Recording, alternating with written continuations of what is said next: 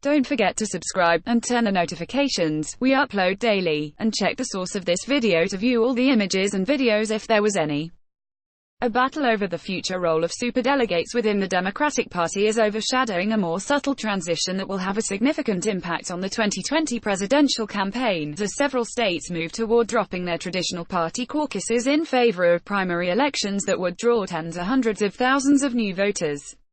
The changes reflect a recognition that state Democratic parties may be ill-equipped to handle a massive spike in turnout to ordinarily sleepy caucuses.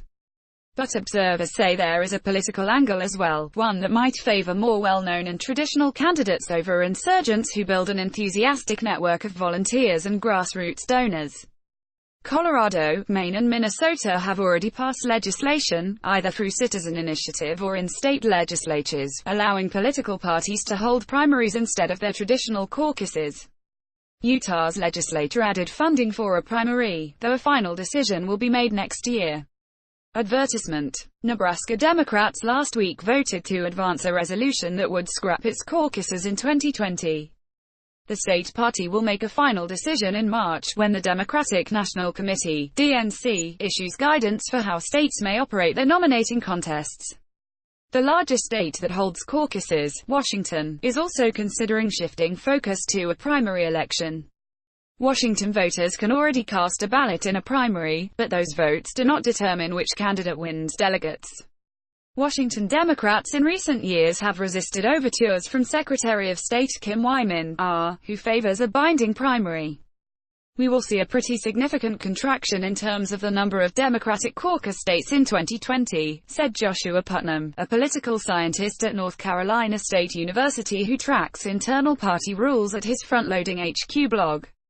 In recent presidential nominating contests, states that opted to hold a caucus rather than a primary were overrun by massive turnouts.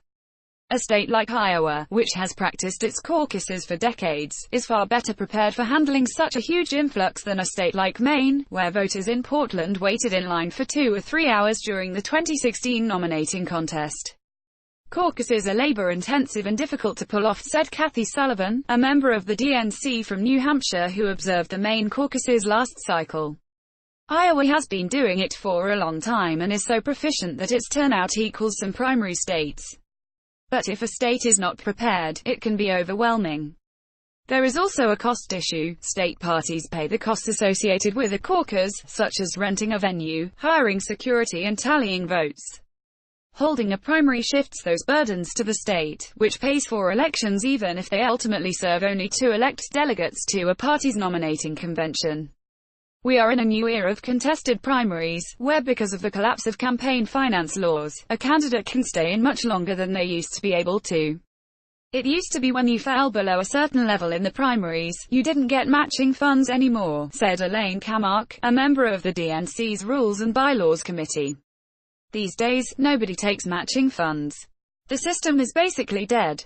The DNC's Unity Reform Commission, established after the bitter battle between Hillary Clinton and Diane Rodham Clinton, did Peter Strzok do. The strategic blunder of Trump is Hitler. Races to watch in Tuesday's primaries. More and Sen.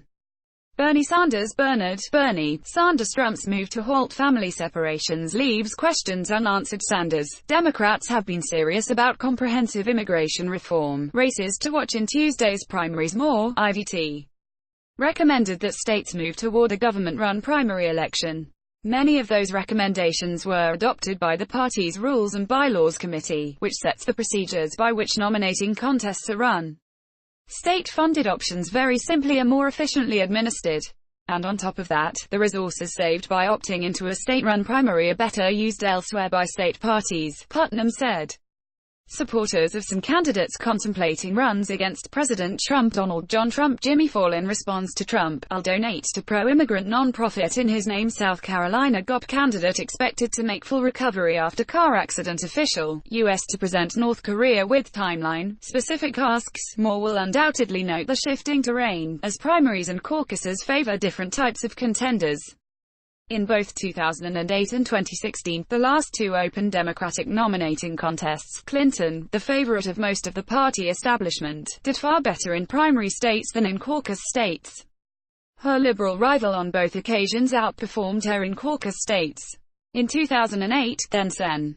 Barack Obama Barack Hussein Obama Democrats cannot afford to play hardball on immigration reform. Trump's tariffs are a case of crony capitalism. Obama to visit Kenya, South Africa for Obama Foundation in July. Moore's ill campaign placed a premium on caucuses in small states, where just a few voters could swing several delegates.